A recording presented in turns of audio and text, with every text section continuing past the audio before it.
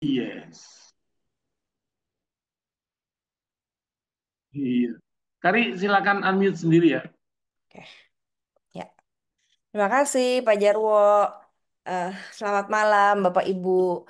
Ini adalah em, patibulum terakhir kita di tahun ini, Desember 2024, dengan kita membahas tentang hakim-hakim. Hmm. Jadi Bapak Ibu, kitab hakim-hakim ini em, ada isinya 21 kitab ya. Jadi 21 pasal. Sebab Pasal. pasal. Heeh. Hmm. Nah, kita sama-sama akan membahasnya di pasal terakhir, tentang tadi suku Benyamin ya, tentang tetap hidup. Ya, saya juga waktu lihat Pak Jarwo, duh ini kenapa ya? Emang nggak boleh hidup gitu kan ya? Padahal ini salah satu suku di Israel. Eh, nah, jadi kalau kita tahu juga ini suku di mana nantinya garis keturunannya eh Saul, Raja Saul gitu ya, dari Daun. Benyamin. Heeh, terus siapa lagi? Mulus. Paulus. Silas. Ya, siapa? Silas enggak, Ding? Silas Paulus bukan? ya, Paulus Silas ya. bukan? Oke. Nah, Paulus, Paulus. Paulus. Saya akan membahas ayat-ayat ini dari 1 sampai 25, tapi secara terpisah gitu ya. Nah, Hmm. yang menarik adalah kita membahasnya di hakim-hakim yang terakhir dulu, di pasal yang terakhir. Karena di pasal terakhir ini justru menjadi kesimpulan yang sepertinya kok ironis ya gitu. Pada zaman itu tidak ada raja di antara orang Israel. Setiap orang melakukan apa yang benar menurut pandangannya sendiri. Wow, mengerikan ya kalau punya hidup yang masing-masing pokoknya benernya karep dewek gitu. Ya seenaknya aja pokoknya menurut saya bener ya saya lakukan itu gitu. Nah, inilah yang terjadi di zaman hakim-hakim itu. Nah, mari kita lihat sebetulnya ini zaman apa sih di dalam kehidupan bangsa Israel. Saya mungkin mengulas sedikit apa yang Bapak Ibu pernah juga dapatkan di awal kita belajar tentang hakim-hakim. Nah, latar belakang historisnya adalah hakim-hakim itu sebetulnya adalah kisah suku Israel yang sudah masuk ke tanah Kanaan ketika mereka dipimpin oleh Yosua sekitar 200-300 tahun atau 2-3 abad pertama, yang katanya tuh sekitar tahun masuknya Israel ke Kanaan tuh 1400. Tapi ini kisahnya dari 1250 sampai 1050 sebelum Masehi kira-kira. Hmm. Ngapain aja sih mereka di Kanaan ini? Oh, ternyata ini zaman yang tidak mudah. Bukan karena zaman ini disebut zaman besi gitu ya, katanya lebih mudah mendapatkan besi daripada tembaga dan timah. Tapi juga karena pada zaman ini orang mempertahankan hidup. Jadi Israel ini sedang bertahan hidup di negeri yang baru, sedang menyesuaikan diri. Karena apa? Karena dulu waktu mereka putar-putar di padang gurun itu, mereka banyak kalah. Kan mereka memberontak sama Tuhan, perang terus kalah. Tapi sekarang ketika mau mereka hidup baik-baik, mereka mulai merasakan kemenangan demi kemenangan. Kebayang ya? Kita tadinya hidup susah, terus akhirnya hidup enak, istilahnya berlimpah susu dan madu gitu ya. Wah, ini macem-macem lah isunya. Ada orang yang sangat sombong, ada yang lupa Tuhan, ada yang sangat em, suka berfoya-foya, bahkan juga menikah dengan bangsa lain yang tidak mengenal Tuhan. Terjadilah kehidupan yang seenaknya sendiri gitu ya. Karena apa? Karena dianggap udah hidup bahagia gitu ya. Klimaks dari kehidupan Israel dianggapnya seperti itu. Tapi ternyata enggak. Hidup masih terus berlanjut, ada hal-hal yang terjadi, baik itu suka maupun duka. Nah, tapi garis benang merahnya tuh ini. Sekalipun mereka merasakan ada kalah, ada menang, ada susah, ada sakit, ada penghukuman Tuhan, ada berkat Tuhan, tapi benang merahnya adalah Tuhan setia. Tuhan setia di setiap babakan. Nah, di Hakim-Hakim 21 ini Bapak Ibu, kita bicara tentang babakan terakhir gitu ya. Babakan terakhir yang sebetulnya masih terus berlanjut ya tentunya. Tapi kan terakhir di kitab ini tentang sejarah kehidupan Israel tanpa raja, tanpa pemimpin. Nah, memang banyak sekali hamba-hamba Tuhan yang kita lihat di sini siapa ya? Samson, siapa lagi? Terluput dari pedang gitu ya. Dari mata pedang. Lalu mereka dapat kekuatan dan mereka bisa tetap maju walaupun penuh dengan kelemahan. Jadi itu yang terjadi latar belakangnya. Nah, di Hakim-Hakim yang kita baca 21 itu ada latar belakangnya. Kalau Bapak Ibu ikut yang lalu, minggu lalu, Ibu Rosmei bicara tentang Hakim-Hakim 20 tentang adanya perang antar suku. Wah, mengerikan banget nih ya, perang antar suku antara suku Benyamin, lalu dengan apa dikeroyok. Wih, ngeri kali ya ini. Suku Benyamin dikeroyok sama semua suku Israel.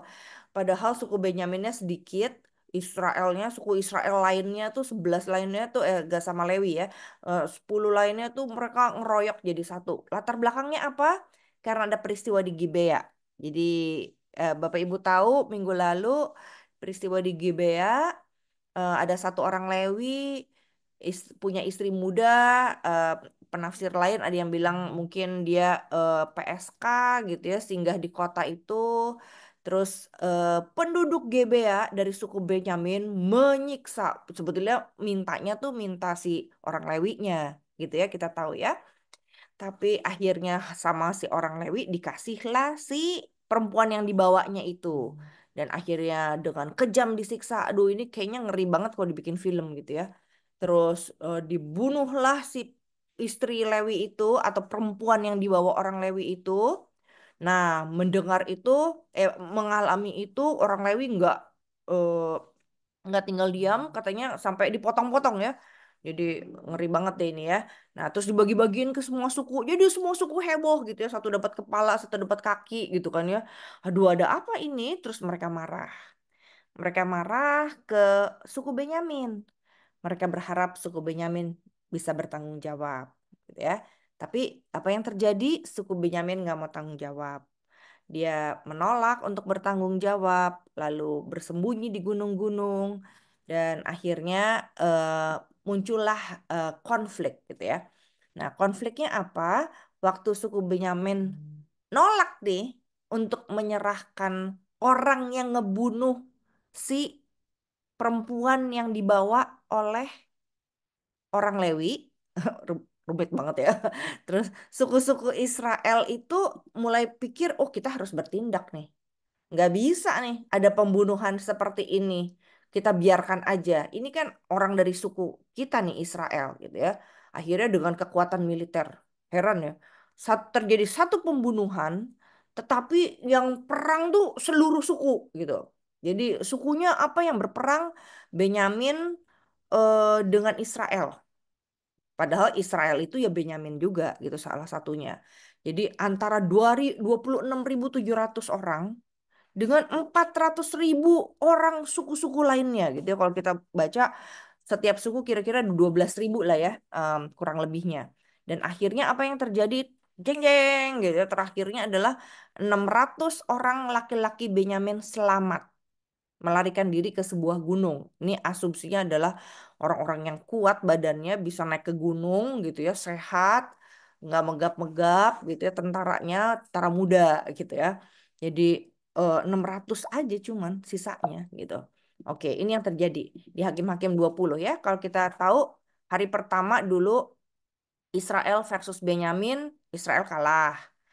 Nah, hari kedua Israel versus Benyamin, Israel kalah lagi. Nah, Israel belajar dari kekalahannya.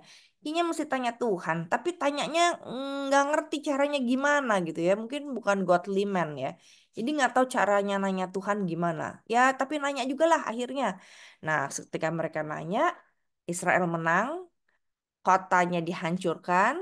Nah, ini sisanya orang Benyamin melarikan diri. Nah, ini ringkasannya ya Bapak Ibu di Hakim-Hakim 20.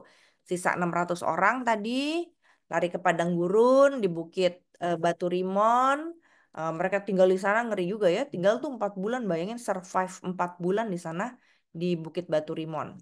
Nah, saya sampai sini saya refleksi dulu, ajak Bapak Ibu refleksi ya. Ini kan kisah nih peperangan ya, mengerikan. Ada orang dipotong-potong, dibagi-bagiin bagian tubuhnya, lalu ada orang emosi marah gitu ya, terus berperang, menyerang. Nah, pertanyaannya begini, ini kan yang menyebabkan kematian kan nggak semua orang di suku Benyamin, cuman segelintir orang lah gitu ya. Kenapa nih Tuhan bisa membiarkan ini terjadi sampai akhirnya seluruh suku Benyamin harus menanggung akibatnya. Katanya binatang mati, bayi-bayi mati, orang yang tidak bersalah dalam kasus ini pun mati. Di mana keadilan Tuhan? Nah, ini kan seringkali menjadi refleksi kita juga ya. Yang salah dia. Kenapa gue yang ikut ambil bagian untuk menanggungnya gitu? Yang melakukan atau yang ngomong kan dia. Kenapa kita jadi yang disalahin gitu kan? Nah, sering kita terjadi seperti itu dalam kehidupan sehari-hari, sama seperti suku Benyamin. Yang salah kan beberapa orang, bukan semua orang Benyamin gitu ya. Nah, kenapa sih ini terjadi nanti dalam permenungan kita setelah dalam Patibulum ini, mungkin kita bisa menjawab atau berdiskusi ya. Jadi apakah Tuhan adil dalam hal ini? Saya ingat kalau di sekolah minggu itu kurikulum yang kami buat di Bina Warga itu Suluh Anak adalah seri mengenal Tuhan lebih dekat, MTLD gitu ya. Nah, si mengenal Tuhan lebih dekat itu setiap kisah kita bisa belajarin tentang Tuhannya. Tuhan lagi mau menunjukkan dan memperkenalkan diri sebagai Tuhan yang apa sih dalam pengalaman ini. Nah, jadi silahkan Bapak Ibu nanti juga ketika saya ngomong, kita merenungkan bersama, kita menyimpulkan, oh saya belajar tentang Tuhan yang seperti ini gitu ya dalam diskusi kita. Oke, tapi mari kita bahas Hakim-Hakim 21, 1-25. Diawali dengan orang Israel berkumpul di Mispa, gitu ya. Pada waktu orang Israel kumpul di Mispa, mereka janji sama Tuhan. Janjinya bukan sama mereka sendiri nih, saudara. Kalau janji sama Tuhan, biasanya itu namanya nazar, gitu ya. Jadi kalau nazar itu harus ditepati. Kalau enggak, mendatangkan kutuk atau mereka akan mendapatkan celaka. Sehingga ketika mereka berjanji ada berkat Tuhan. Jadi teologi PL itu adalah berkat dan kutuk. Beda ya sama ketika ada Kristus hadir. Tapi mereka taunya kalau mereka ikut yang Tuhan mau, mereka dapat berkat. Ketika mereka melawan Tuhan, mereka kena kutuk. Makanya mereka nggak berani nih, karena mereka udah berjanji. Mereka berjanji bahwa nggak ada satu orang pun dari antara mereka, ini bapak-bapak ya biasanya ya kalau rapat-rapat seperti ini, karena dunianya patriarkal, ibu-ibu nggak ikut berjanji, tapi bapak-bapak. Bapak-bapak berjanji nggak akan mengizinkan karena zaman itu pernikahan itu harus atas seizin orang tua, khususnya ayah. Karena ini kita mengoper anak lah ya. Saya ingat di suku-suku tertentu juga, eh, kalau bapak ibunya nggak boleh ya nggak dikasih izin gitu ya. Tidak sama dengan di GKI. Menikah itu adalah hak azazi setiap orang dewasa. Jadi nggak pakai izin. Kalau ada nanti penghormatan pada orang tua itu bukan karena dapat izin, tapi ya diberkati aja gitu ya, indah aja gitu berkat yang dari orang tua. Tapi kalau orang Israel nggak bisa, mesti dikasih izin nih. Nah, izinnya itu untuk para gadis tidak dikasih izin agar para gadis, anak gadisnya jadi istri orang Benyamin. Jadi udah kita putus hubungan gitu ya. Nggak boleh ada pernikahan antara suku Benyamin dan suku Israel lainnya. Nah, yang kedua, ayat kedua, sekarang mereka pergi nih ke Betel dan duduk bersedih sampai malam di hadapan Tuhan. Mereka menangis dan berseru, gitu kan. Jadi udah perang nih. Jadi Hakim-Hakim 20 kan udah perang ya Bapak Ibu. Sudah perang, lalu di Hakim 21 mereka ingat janji mereka. Duh, kenapa? Ambil nangis tuh ya, sambil nangis nih karena udah tinggal 600 orang kan yang hilang. Yang selamat dari suku Benyamin. Mereka terus berefleksi. Aduh, sambil nangis-nangis gitu ya. Kenapa dulu kita udah janji sama Tuhan gak mau kasih. Ini sekarang si Benyamin ini tinggal sedikit orangnya gitu ya. Nah, saya membayangkan setiap penafsir, setiap apa namanya, em, setiap orang yang membaca inilah gitu ya, boleh menafsir juga sih. Jadi penafsirannya adalah rupanya nih Israel nih putus asa nih gitu ya kata penafsir gitu ya. Setelah kemenangannya Israel rupanya terharu, terharunya tuh bukan terharu bahagia, tapi justru terharu apa ya? eh, Sedih, termasuk sedih, menyesal atas kehancuran yang terjadi. Kenapa kita berjanji untuk nggak mau kasih anak perempuan kita ya, bernazar itu gitu. Terus kenapa ya? Jadi suku Benyamin hampir habis nih orangnya gitu. Jadi bayangin suku Benyamin itu setelah melewati peperangan, diserang sama saudara-saudaranya, keluar suku-suku siblingsnya itu, sisanya tinggal seperempatnya GKI Pondok Indah gitu ya. Anggap aja GKI Pondok Indah cuma 4.000 orang ya, walaupun ada tercatat 5.000. Seperempat nggak ada seperempatnya gitu, sedikit banget gitu laki-lakinya. Nah, Israel sadar kalau suku Benyamin ini tidak dipulihkan bisa punah nih. Tapi mereka tuh udah berjanji nggak akan memberikan istri-istri mereka pada orang Benyamin. Dan ini sangat memperburuk keadaan dong. Gitu ya. Udah pakai komitmen pula gitu ya. Nah, di Hakim-Hakim 21 dilanjutkan dia nangis ya, sambil nangis dia bilang gini, "Ya Tuhan Allah Israel, kenapa semua ini harus terjadi? Suku Benyamin salah satu suku bangsa kami ini hampir lenyap." Aneh ya. Mereka yang nyerang, mereka nanya Tuhan gitu ya. Nah, ini orang yang emosional nih kalau habiskan dulu, sudah dihabiskan baru nyesel gitu kayaknya ya. Jadi faktanya tuh apa sih? Fakta pertama ya, Israel melawan Benyamin. Ini fakta.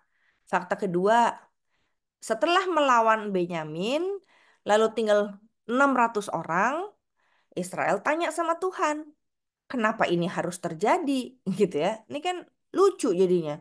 Fakta ketiga, nah ini Israel sudah kadung berjanji pada Tuhan, gitu ya. Jadi kayak menyerahkan tanggung jawab kepada Tuhan atau malah retoris ya ini.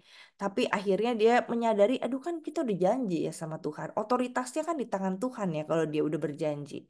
Nah, ini jadi ironi terjadi setelah pembunuhan massal terjadi, lalu Israel bersedih hati. Nah, keesokan harinya, pagi-pagi sekali, umat Israel mendirikan sebuah mezbah di situ. Dia persembahkan kepada Tuhan korban bakaran dan korban perdamaian. Kalau dalam TB2, terjemahannya korban keselamatan. Beda ya. Nah, kita bahas dulu. Jadi, abis mereka bunuh-bunuhin tuh orang Benyamin, nah, setelah itu mereka memberikan persembahan. Nah, persembahannya itu berupa korban bakaran dan korban perdamaian. Dua ini dua yang berbeda gitu ya. Nah, kalau gitu perbedaannya apa dari dari dua ini gitu. Yang pertama bicara tentang korban bakaran itu persembahan yang dilakukan bangsa Israel kepada Allah Israel, hewan. Hewan dibakar di atas mezbah.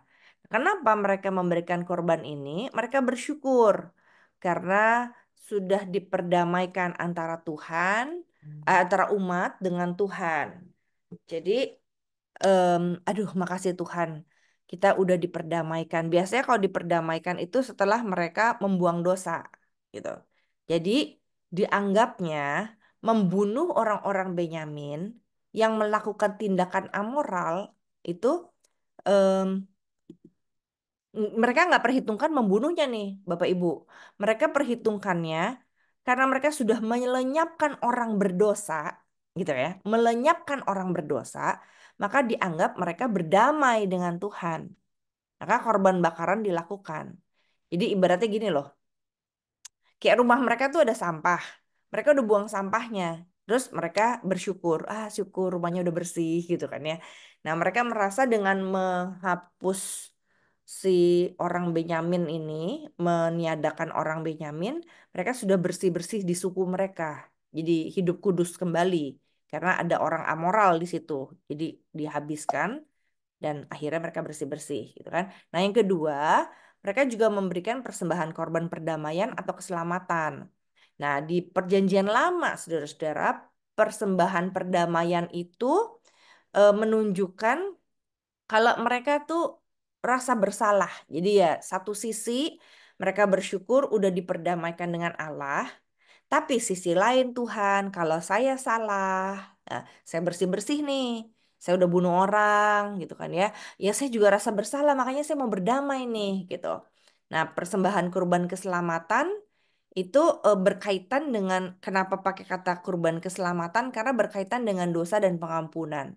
Jadi di satu sisi mereka merasa berdamai dengan Allah karena udah bersih-bersih dari dosa yaitu suku Benyamin yang telah melakukan kekejian. Tapi di sisi lain mereka juga rasa salah gitu. Kayak kan saya udah bunuh orang gitu. Jadi eh, s- mohon pengampunan dari Tuhan. Em, karena kalau udah bunuh orang kan dia berdosa dan layak dihukum mati. Nah, tapi dengan cara apa? Mereka pakai binatang. Untuk apa? Supaya ada pertumpahan darah dari binatang itu, lalu mereka diampuni gitu. Nah, jadi makanya kenapa nggak cuma satu persembahannya gitu, ada dua persembahan. Nah, jadi persembahannya ngapain aja sih gitu? Kayak pertumpahan darahnya itu seperti apa? Ini diatur di kitab Imamat 7, di kitab para imam. Aturannya adalah kalau kita mau bersyukur, kita perlu mengorbankan, yang harus dikorbankan tuh roti tak beragi katanya. Tapi walaupun ada juga roti beragi ya. Jadi roti tak beragi itu roti tebal dari tepung, pakai minyak zaitun, roti kering tipis diolesi minyak atau kue tepung dari minyak zaitun. Nah, tapi juga mereka persembahkan roti dengan ragi. Jadi, pada waktu itu selain roti, ada darah binatang kurban. Nah, darahnya disiram di mezbah. Darahnya dimakan pada hari binatang itu dipersembahkan dan tidak boleh ditinggalkan sampai besok pagi. Jadi, para imam sebetulnya yang boleh memakannya karena disisihkan untuk para imam juga tapi juga umat juga boleh lah sebagian gitu ya. Jadi mereka bikin aturan tuh si para imam. Eh, oke, dipersembahkan sebagian, tapi sebagian lagi bisa dimakan gitu ya. Nah, ini masalahnya. Ada masalah nih. Oke, kan kayaknya udah beres ya, udah beres. Udah beres kamu persembahkan kurban. Tadi apa? Kurban perdamaian dan keselamatan sama kurban apa tuh? Lupa lagi deh. Kurban apa tuh ya? Korban ini korban bakaran ya. Ada korban bakaran, ada korban perdamaian dan keselamatan. Nah, setelah mereka memberikan kurban itu, ini ada masalah nih. Masalahnya apa? Masalahnya adalah ayat 5. Kemudian mereka menyelidiki di antara suku-suku bangsa Israel, apa ada yang tidak pergi berkumpul menghadap Tuhan di Mizpah dahulu. Jadi, pada waktu itu mereka kan sudah bersumpah bahwa orang yang tidak memenuhi panggilan ke Mispa harus dihukum mati. Ini kan di Mispa ini mereka bikin korban bakaran ya. Jadi eh, kenapa? Karena mereka bersih-bersih diri gitu. Kita mau bersihin diri, ngaku dosa, berdamai dengan Tuhan setelah kita bunuh-bunuhin tuh orang Benyamin. Lalu kita juga berdamai dengan Allah. Nah, tapi kalau nggak ada yang kalau ada orang yang nggak ikut upacara korban ini, berarti kan dia belum bersih. Berarti kan dia tidak Sorry, berdamai dengan Yes. sorry, nggak begitu. Jadi orang-orang ini kan mau kan setelah dikumpulin 12 potong tubuh itu kali, mereka kan mau menyelesaikan masalahnya. Orang Benyamin juga diundang, tapi ternyata orang Benyamin tidak datang. Betul. Lalu mereka eh, bersumpah bahwa mereka tidak akan memberikan perempuan-perempuan mereka kepada orang-orang Benyamin. Dan orang-orang Israel yang tidak mau datang, nah ini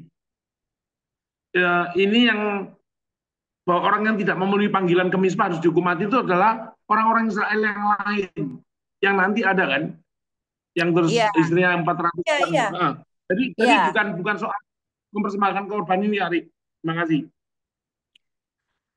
Iya, jadi ada dua pertemuan, Pak. Satu ke Mispa pertama kali, sama Ya, ini kisah setelah pada waktu mereka persembahan korban. ya, Jadi yang mau menghukum mati itu adalah yang pertama kali.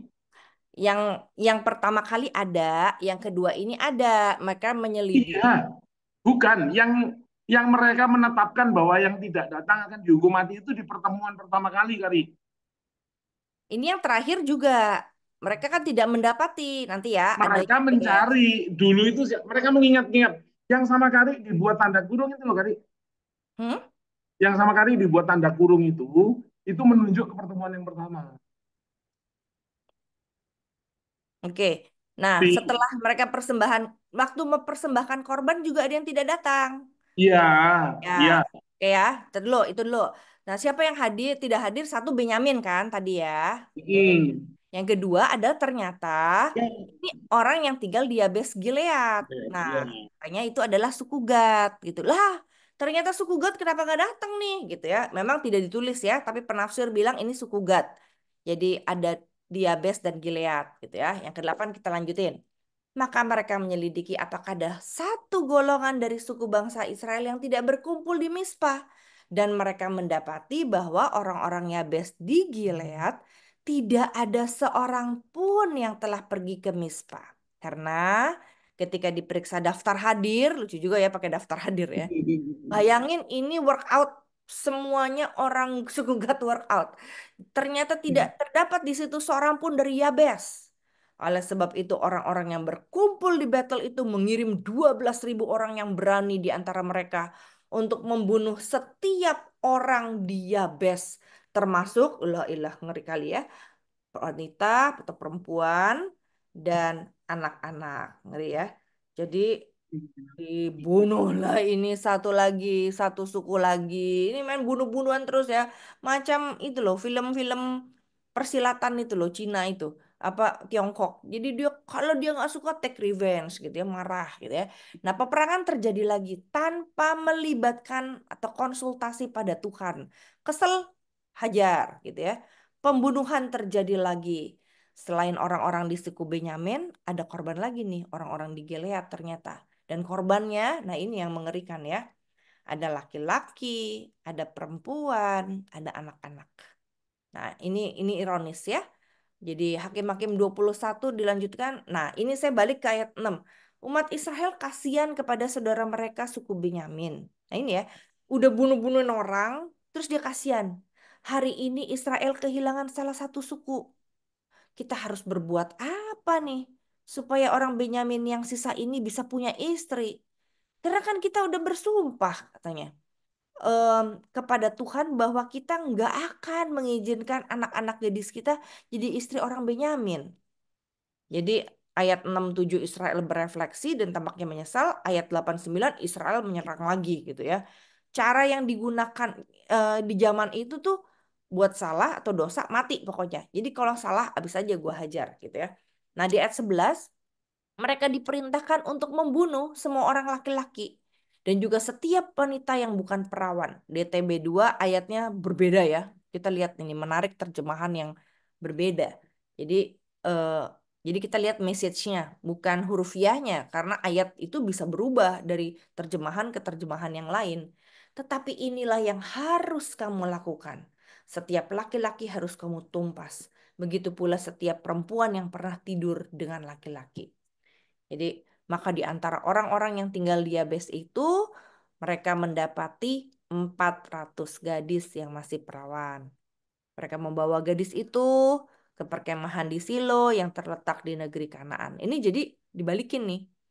Em, jadi gini, orang Yabes kan nggak pergi nih. Orang Yabes itu kan nggak pergi ke pertemuan. Nah, jadi akhirnya laki-lakinya kan dibunuh nih. Laki-laki dibunuh, perempuan yang bukan perawan atau perempuan iba- Tempat mungkin tidur. ibarat ya perempuan istri orang lah gitu ya. Yang Suami pernah istri. tidur dengan laki-laki. Ya, ya anggap aja kan istrinya ya gitu ya. Bisa ya mana dia nanya sih ini kamu udah tidur apa belum begitu kan ya. Ya, yang pasti suami istri lah dianggapnya begitu maksudnya. Tapi dia menggunakan bahasa yang menjelaskannya tuh lebih detail gitu ya. Karena apa? Karena keperawanan pada waktu itu sangat penting menunjukkan kekudusan hidup gitu ya. Nah, jadi dihabisin semua, ditinggalin perempuan yang masih gadis. Kenapa? Logikanya ini adalah si gadis-gadis ini mau dijodohkan sama orang-orang Benyamin yang 600. 400. Dia enam 600. ratus, 400, enam dia ratus. dapat 400 ya. Bayangin 600 tapi dikasihnya 400 gitu kan ya. Dapatnya. Tapi Jack gini ikut hitungannya bagaimana ini? Kan mereka Hmm, juga keder ya. ya. 600 tapi cuma dikasihnya 400 di sisa gadisnya gitu ya. Ya udahlah, Hmm. pokoknya kita bawa dulu ke perkemahan Silo gitu ya. Nah, eh, kenapa 400 gadis Yabes ya orang Yabes di Gilead yang dikasih? Nah, Yabes di Gilead itu adalah kota kuno di daerah suku Gad. Letaknya di sebelah timur Sungai Yordan, di sekitar Wadi Yabes, kira-kira 35 kilometer di sebelah selatan Galilea gitu ya. Nah, info tentang Yabes itu cuma pertama kali disebut di Hakim-Hakim 21 ayat 8. Kenapa mereka si Yabes ini tidak datang? Nah, ini silahkan menafsir karena para penafsir juga tidak hurufiah menangkap dari Alkitab. Yang pertama, bisa jadi nih orang Yabes, mereka setuju pada perbuatan amoral orang Benyamin. Bisa kan kemungkinannya ya, ya nggak apa-apa lah orang Benyamin kayak gitu ya, ya udah lumrah gitu kan. Berarti mereka juga amoral dong. Mereka tidak takut akan Tuhan. Maka mereka juga nggak mau suruh ngaku dosa gitu ya. Nah yang kedua, bisa jadi mereka tidak setuju orang Benyamin eh, dibunuh gitu. Atau juga sorry, mereka tidak setuju dengan orang Benyamin. Mereka nggak suka tuh orang Benyamin tuh bunuh si perempuan itu gitu. Jadi kalau nggak setuju, ya saya pronya life lah. Ya, saya nggak setuju dengan pembunuhan, pokoknya gitu ya. Jadi saya nggak mau bunuh-bunuhan. Nah, termasuk mereka juga nggak setuju. Mereka yang ketiga kemungkinannya mereka setuju orang Benyamin mati. Nah, jadi ya udahlah serah, pokoknya orang Benyamin mati, tapi saya mau hidup kudus nih, gitu. Jadi ini mah hanya kemungkinan-kemungkinan, tapi tidak dijelaskan di dalam Alkitab. Kenapa nih si Yabes Gilead ini orang Yabes Gilead nggak ikut nih, gitu.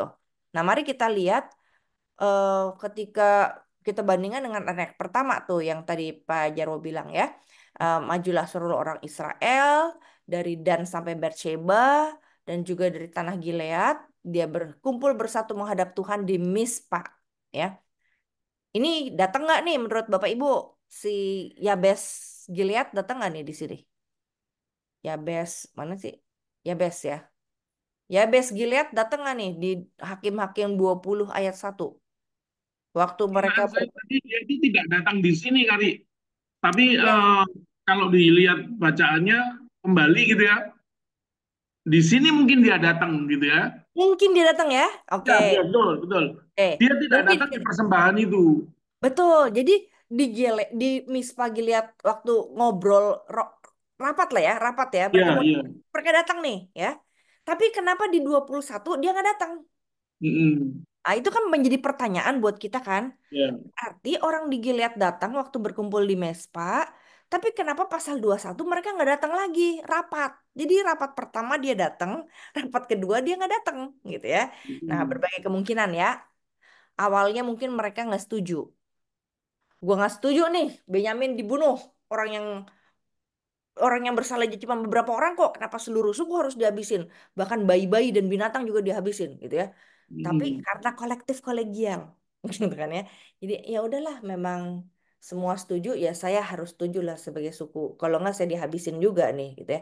Kemungkinan kedua, waktu mereka datang itu mereka nggak setuju. Kalau mereka nggak setuju untuk berperang, ya bisa jadi mereka nggak ikut bunuh. Jadi kalau dia nggak bunuh, ya dia nggak persembahan korban dong. Wong saya nggak salah, nggak bunuh gitu ya. Nah, jadi dia nggak merasa guilty, ngapain saya persembahan korban. Nggak perlu Kemudian, pendamaian. padahal nggak butuh pendapat, orang gue juga nggak mau bunuh kok gitu. Mm. Kemungkinan ketiga, mereka perang. Waktu mereka perang, dan mereka merasa benar. Ah, saya emang nggak salah dong. Saya bunuh orang jahat kok gitu. Kenapa saya mesti ngaku dosa? Kenapa saya harus berdamai sama Tuhan? Justru saya melakukan ini sebagai jihad, gitu kan ya.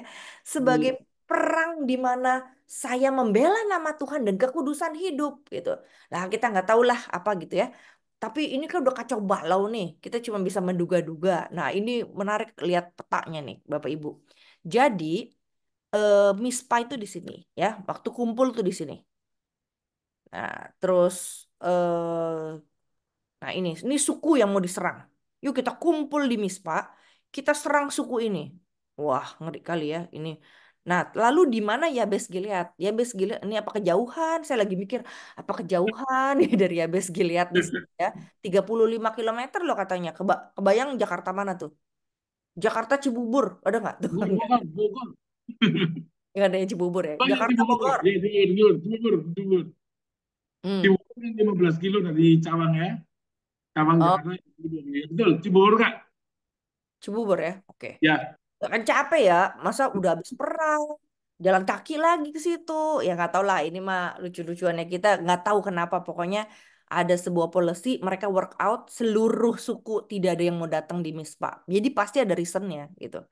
Reasonnya apa gitu ya. Nah kita lihat ayat 13. Sesudah itu, segenap umat menyuruh orang membawa pesan kepada Bani Benyamin yang ada di Bukit Batu Rimon. Lalu menyatakan perdamaian kepada mereka. Yuk berdamai yuk, gitu ya. Gue udah bunuh-bunuhin 600, sekarang yuk kita berdamai.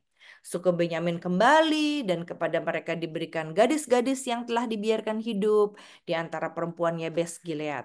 Tapi jumlahnya belum cukup nih. Lucu ya. Tapi jumlahnya belum cukup bagi mereka.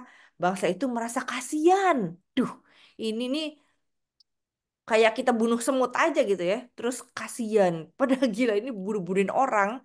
Tapi terus menyesal, kasihan. Bangsa itu kasihan kepada suku Benyamin. Karena Tuhan telah membuat keretakan di antara suku-suku Israel. Ini penulisnya nih memang heran ya. Kenapa nulisnya tuh Tuhan membuat keretakan. Ya, mereka yang membuat keretakan kok jadi Tuhan gitu ya. Kacau ini memang. Eh, Nah, jadi gini ya. 600 orang suku Benyamin dipulihkan caranya gimana? Satu, ada pesan perdamaian dari umat Israel kepada Benyamin. Dua, eh, bisa jadi karena orang tua mereka nggak ikut perjanjian di Mispa. Jadi anak perempuan perawan bisa diberikan kepada Benyamin. Jadi kan mereka kan udah berjanji nih, saya nggak akan kasih nih anak perempuan saya nih. Tapi ya nggak apa-apa yang diabetes. Kan bapak ibunya udah mati gitu kan ya. Jadi saya bisa kasih anak perawannya mereka nih. Karena mereka nggak ikut perjanjian. Dan lagi yang memberikan anak perempuan perawan Yabes di Gilead bukan orang tua mereka. Jadi ini bisa-bisanya mereka sendiri lah ya. Ini bukan anak saya kasihin buat Benyamin supaya Benyamin berkembang. Tapi saya tetap pegang janji nih. Anak saya nggak saya kasihkan. Jadi anaknya Yabes aja lah yang dikasih gitu ya. Nggak tahu Bapak Ibu menangkap kerumitan ini atau enggak. Tapi nggak penting juga sih gitu ya. Untuk untuk kita sampai menghayati ini. Kalau nggak tambah kesel lah gitu ya. Ini bangsa ini udah kacau balau lah gitu ya. Diskriminasi terhadap perempuan, perempuan-perempuan dianggap sebagai barang aja dioper-oper gitu ya. Dibunuhin bapak ibunya, perempuan-perempuan dikirim ke Benyamin, disuruh nganak di sana. Ngeri kali ini. Duh, ayat 16 sampai 18 ya. Kemudian para tua-tua umat itu berkata, apa yang dapat kita lakukan bagi orang-orang tersisa itu supaya mempunyai istri? Sebab perempuan-perempuan dari suku Benyamin telah punah. Kata mereka lagi, ini diskusi mereka nih ya, di rapat persidangan mereka. Harus tetap ada nih yang mewarisi milik orang-orang yang terluput itu bagi suku Benyamin. Supaya nggak ada suku yang terhapus dari antara orang Israel. Tapi kita nggak bisa berikan anak kita loh kepada mereka sebagai istri. Sebab kita sudah bersumpah, terkutuklah orang yang memberikan istri kepada suku Benyamin. Lalu mereka menjawab gini, setiap tahun nih, kan ada perayaan bagi Tuhan di Silo. Letaknya kan di sebelah utara Betel, di sebelah timur Jalan Raya yang menuju ke Sikhem dari Betel, dan di sebelah selatan Lebona, ya di manalah itu ya daerah mereka. Mereka pun memberi pesan kepada Bani Benyamin, pergilah lakukanlah pengadangan di kebun-kebun anggur gitu ya. Jadi mereka tricky nih. Mereka menyiasati supaya si orang Benyamin ini kan anak-anak muda ya yang udah bisa sampai ke gunung yang 600 orang. Mereka cowok-cowok aja. Cowok-cowok ini kalau mereka eh, diem di situ terus-menerus karena takut dibunuh sama bangsa Israel, mereka nggak bakal beranak pinak dan hanguslah, hilanglah suku Benyamin dari Israel. Jadi triknya gimana? Aduh, gue bingung deh nih katanya suku Israel. Kita kan udah janji ya, terkutuklah kalau kita kasih anak perempuan kita. Tapi ini suku mesti bertahan hidup. Jadi siapa yang kita kasih? Yang kita kasih adalah Yabes. Perempuan-perempuan Yabes tuh, perawan-perawan Yabes. Nah, kita kasih ke mereka. Caranya gimana dong kasih ya? Nah, caranya adalah begini. eh Kalau nanti kan ada nih perayaan bagi Tuhan, gitu ya. Jadi kalau ada perayaan bagi Tuhan di Silo, kita suruh tuh orang-orang Benyamin, datanglah ke situ, gitu ya. Kalau kamu datang ke situ, nanti kita kasih nih perempuan-perempuan. Perhatikan ya, kalau ada anak-anak perempuan di selo keluar untuk penari, kita kasih tuh perempuan-perempuan perawan dari Yabes. Kita suruh mereka nari, gitu kan ya. Kamu keluar dari kebun-kebun anggur itu, masing-masing membawa lari seorang dari anak perempuan itu di silo, perempuan silo itu untuk jadi istri, lalu pergi ke tanah Benyamin. Jadi dicariin lah solusinya. Kalau kamu nanti pengen menikah, ya curilah perempuan-perempuan ini gitu. Nanti kamu bisa melanjutkan keturunan jadinya. Ayat 22 ya. Apabila ayah atau saudaranya laki-laki datang untuk menuntut kepada kami akan berkata kepada mereka, bermurah hatilah kepada mereka demi kami. Sebab dalam pertempuran kita tidak dapat menangkap seorang perempuan untuk menjadi istri mereka masing-masing. Kamu pun tidak memberikan anak-anak gadis itu kepada mereka. Sebab seandainya demikian kamu salah. Nah, mereka mengambil istri dari gadis-gadis yang menari yang mereka rampas. Jumlahnya sama dengan jumlah mereka. Kemudian mereka pulang ke milik pusakanya, lalu membangun kota-kotanya kembali dan tinggal di sana. Gila kan? Jadi di trik aja gitu ya, curi aja. Nanti kalau ada yang tanya, kita nggak ngasih kok, mereka sendiri yang nyuri gitu. Jadi disodorin supaya dicuri. Jadi kesalahannya milik siapa? Kesalahannya milik orang Benyamin lagi. Nah, terakhir ayat 24, pada waktu itu orang Israel pergi dari sana, masing-masing menurut suku dan kaumnya. Mereka masing-masing berangkat dari sana ke milik pustakanya. Pada zaman itu nggak ada raja di antara orang Israel. Setiap orang melakukan apa yang benar menurut pandangannya sendiri. Jadi, kalau Bapak Ibu mikir gini, setelah saya baca-baca ini 25 ayat, kacau balau nih hidup orang Israel. Ya emang, karena memang nggak ada raja, nggak ada aturan. Semua pikir apa yang benar menurut mereka. Jadi patut dicontoh ya orang yang nggak takut akan Tuhan, orang yang aturannya dari kebenaran dirinya sendiri. Apakah itu yang kita contoh? Gitu ya. Nah, oke, ini siapa itu suku Benyamin? Suku Benyamin tuh hampir dimusnahkan di Gibea. Tapi setelah semua terjadi, nah, mereka mulai memastikan orang Israel maksudnya ya, mulai memastikan kelangsungan hidup suku Benyamin. Mereka memutuskan untuk memberikan perempuan suku lain pada Benyamin untuk mengawini mereka, untuk mempertahankan keberadaan suku itu.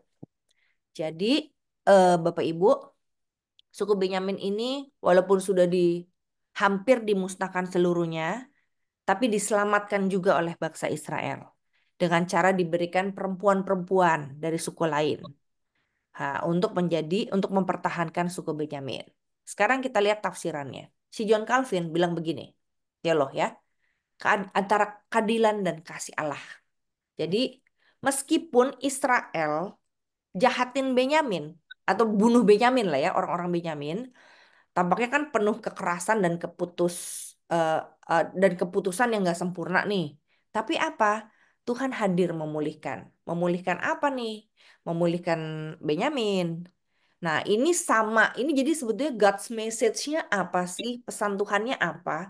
Pesan Tuhan ini mau menggambarkan manusia tuh sering dosa. Salahlah mikir yang benar menurut mereka. Tapi Tuhan tetap bekerja mencapai tujuannya. Gitu. Yang kedua, aplikasinya apa? Ya, kita bisa jadi mengambil keputusan yang keliru sih sebagai seorang Kristen. Kadang-kadang kita bertindak gegabah, nggak tanya Tuhan gitu ya. Ya udahlah, saya putuskan ini aja. Nah, tapi Tuhan tetap bekerja. Roma 8 ayat 28 bisa ubah jadi kebaikan, Bapak Ibu. Jadi jangan pernah hidup dalam guilty feeling. Sejauh kita datang kepada Tuhan, sejauh kita bertanya walaupun telat. Ya udah terjadi Tuhan, udah kadung katanya bangsa Israel juga. Udah terjadi, gimana dong Tuhan?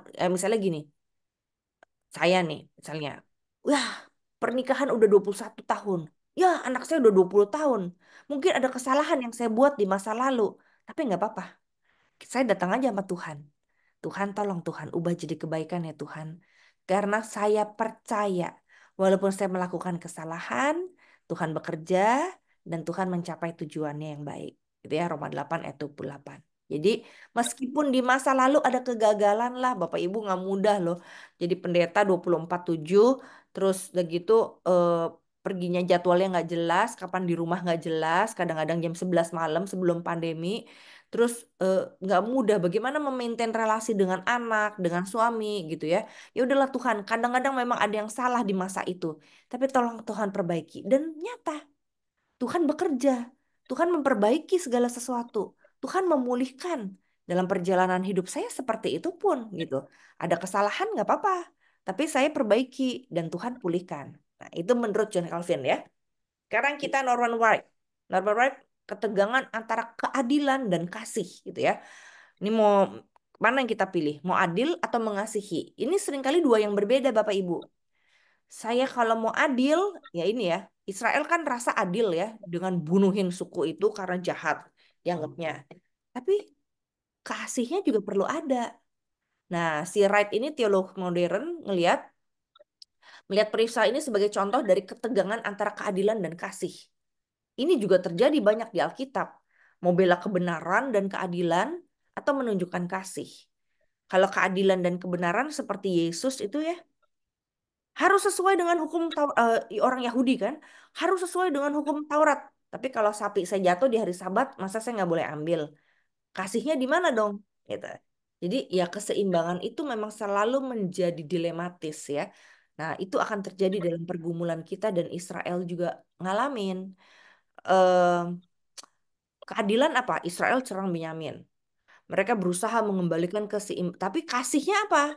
Oh, kasihnya mereka berusaha mengembalikan keseimbangan dengan memberi istri. Kalau nggak Benyamin musnah. Gitu. Nah, jadi keadilan dilakukan, tapi ada kasih juga. Nah, kasih Tuhan itu memulihkan. Jadi kasihnya jangan pakai kasih diri kita sendiri, enaknya kita. Tapi kasih Tuhan yang memulihkan. Nah, apa gunanya buat kita perikop ini? Sekalipun kita berkomitmen pada keadilan, tapi kita perlu loh minta kasih Tuhan, belas kasihan Tuhan. Kan kalau Israel kasih perempuan-perempuan, walaupun caranya tuh kita nggak setuju ya saudara, tapi message-nya aja lah ya. Karena ini konteks zaman berbeda. Message-nya adalah eh, dia juga memberikan kesempatan kepada kasih untuk mengasihi Benyamin dengan memberikan istri-istri. Walaupun kita tentu nggak setuju caranya gitu ya. Yang penting pesan Tuhannya seperti itu gitu ya. Diajarkan memberi kesempatan belas kasihan. Belas kasihan itu kan memikirkan apa yang baik yang dibutuhkan oleh orang lain. Jadi di satu sisi kita keras pada anak kita, kebenaran dinyatakan, tapi di sisi lain kita memberikan kasih kepada anak kita. Ya, ini tidak mudah pastinya gitu ya. Sampai umat tahu bahwa wah, ini pelajaran berharga nih ya antara keadilan dan kasih gitu. Tapi itu terjadi. Itu menurut Wright. Nah, konteks dekat kalau kita lihat ya kisah orang Lewi. Ini cuman kita lihat flow-nya ya dari awal sampai akhir. Suku Benyamin tuh bagusnya apa? Bagusnya dia nggak tahu bagus apa enggak ya. Bukan saya yang menilai lah ya. Pokoknya suku Benyamin itu melindungi sukunya. Walaupun melakukan kejahatan beberapa orang, tapi dilindungi itu rupanya masuk ke Benyamin. eh Apa sih? Kenapa itu ya kepotong? Terhadap orang Lewi, eh, nah suku Benyamin kan melindungi sukunya nih, tapi marah orang Israel dengan menghukum Benyamin, gitu kan? Jadi, aduh ada yang kepotong nih, mohon maaf. Nah, tapi di pasal 21, eh ya ini mereka melakukan ini semua karena mereka nggak ada yang mimpin. Maka Bapak Ibu kebayang nggak kalau kita menjalani pernikahan, menjalani perusahaan, menjalani kehidupan bergereja, tapi nggak ada standarnya, nggak ada dasarnya, nggak ada firman Tuhannya, nggak tanya sama Tuhan. Akhirnya kita pikir yang kita pikir baik dan benar gitu. Padahal kisah ini mau mengingatkan kita bahwa penting sekali bertanya sama Tuhan. Jangan pikir yang dianggap kita benar aja nih gitu. Jadi Benyamin mikir yang benernya dia. Israel mikir yang benernya dia. Terakhir, pasal 21, Israel juga kasih perempuan-perempuan ke Benyamin yang dipikir yang benernya dia aja. Nah, hati-hati nih. Keadaan ini juga bisa kita alami. Kita pikir yang benernya aja menurut kita. Padahal sebetulnya itu nggak bener gitu menurut Tuhan. Nah, konteksnya adalah dari kisah orang Lewi ini, dari kisah Benyamin gitu ya, suku Benyamin. Bagaimana kita tahu bahwa Tuhan tetap memberkati Benyamin? Yaitu karena tadi yang pertama kali saya bilang. Karena ternyata Tuhan berkati suku Benyamin ini menjadi suku di mana ada Raja Saul, raja pertama Israel, bakal Rasul Paulus juga berasal dari suku ini. Berarti ada berkat juga melalui suku ini loh. Walaupun suku ini dianggap suku yang paling amoral nih ya, dianggapnya dalam kisah ini gitu. Nah, jadi ada satu teolog lagi, Derek Kidner namanya, em, Tuhan setia memulihkan. Jadi kita jangan lihat sepotong aja. Ih, jahat banget nih Benyamin. Jahat banget nih Israel. Tunggu, tunggu, tunggu, tunggu. Perjalanan kita memang bisa tidak mudah menghadapi orang jahat, orang orang keras gitu ya dalam perjalanan. Tapi lihatlah, ini peristiwa babakan ini nih ada Tuhan di dalamnya. Jadi Tuhan akan nolong kita berpulih. Bisa sakit hati terjadi, bisa marah terjadi dalam semua proses kehidupan kita atau kerjasama kita. Tapi Tuhan memulihkan kok gitu. Jadi secara dewasa mari kita sadari bahwa Tuhan hadir di peristiwa-peristiwa yang tampaknya kacau. Tuhan memberkati Benyamin, eh, dan walaupun dia melakukan kesalahan di masa lalu, tapi garisnya bukan hanya tadi ya, bukan hanya Saul, bukan hanya Paulus, tapi garis mesianik Daud dan Yesus, gitu ya. Nah, jadi aplikasinya buat kita apa Bapak Ibu pelajaran berharganya? Walaupun kita merasa masa depan kita nih suram karena kita pernah berbuat dosa, pernah salah. Duh, nggak ada yang bisa saya kayaknya salah tuh saya waktu itu melakukan ini ke orang itu atau ke anak saya atau ke pasangan saya. Nah, tapi Tuhan tetap nggak meninggalkan kita, Bapak Ibu. Jadi percayalah, kesalahan di masa lalu bisa Tuhan ubah jadi kebaikan. Tuhan dapat memakai bahkan keputusan manusia yang paling keliru pun seperti Yudas mencium Yesus untuk apa? Mencapai tujuannya yang lebih besar. Jadi bukan berkat Yudas Yesus menyelamatkan dunia, tapi sekalipun Yudas melakukan keputusan yang keliru, tapi Tuhan tetap bisa memakai itu mencapai tujuannya yang lebih besar. Jadi jangan takut Bapak Ibu, eh, kita tetap lakukan keadilan, kebenaran, tapi jangan lupa kasih dan pemulihan dari Tuhan itu juga bisa terjadi, gitu ya. Nah, bagaimana dengan hidup kita? Ya ini, ada keseimbangan. Ini akhirnya ya, refleksi saya. Hidup kita bagaimana nih? Kasih Tuhan itu ada di tengah-tengah. Tuhan memperhatikan dulu, sekarang, dan nanti. Duh, kurang kata M. Nanti ya. Jadi Tuhan memperhatikan hidup kita di setiap babakan. Ada babakan kita salah, ada babakan kita kenceng karena membela kebenaran dan keadilan. Tapi ada kalanya kita juga merasa ditindas dan mengalami diskriminasi gitu ya. Nah, tapi ada kalanya Tuhan memulihkan. Jadi kalau Bapak Ibu baru sampai keadilan, mengalami penindasan dan diskriminasi, jangan berhenti sampai situ hidup Kristennya. Lanjutkan terus hidup. kalau kita penuh dengan air mata, kalau kita merasa berlakukan dengan tidak adil, kalau kita merasa sedih karena tidak diperhatikan, kalau kita kesepian dalam perjalanan hidup ini, kalau kita disalah mengerti dan disalahkan orang, jangan berhenti sampai situ. Kenapa? Karena ini kayak timbangan, ada keseimbangan. Tuhan bisa memulihkan dengan kasih-Nya. Tuhan memberi kesempatan kita untuk melakukan yang baik. Tuhan memberikan kesempatan kepada kita untuk mengalami cinta Tuhan. Sehingga yang kita lihat adalah kesetiaan dan kasih Tuhan aja, gitu. Nah, inilah yang terjadi. Satu hal yang saya pelajari adalah dari akhir dari kitab Hakim-Hakim, jangan lupa tanya Tuhan. Jadi kita jangan pikir yang benar aja menurut kita gitu. Tanya Tuhan. Nah, tanya Tuhan, buka hati untuk kasih Tuhan bekerja. Kebenaran dan kasih kadang-kadang sesuatu yang terlihat paradoks ya. Kelihatannya kok nggak sama ini gitu, nggak bertentangan secara logika. Tapi lihat flow-nya atau cara Tuhan bekerjanya. Jadi buat Bapak Ibu yang masih menunggu sesuatu, merasa tidak enak di hari ini gitu, tenang, ada kasih Tuhan gitu ya. Tuhan dapat memulihkan Bapak Ibu.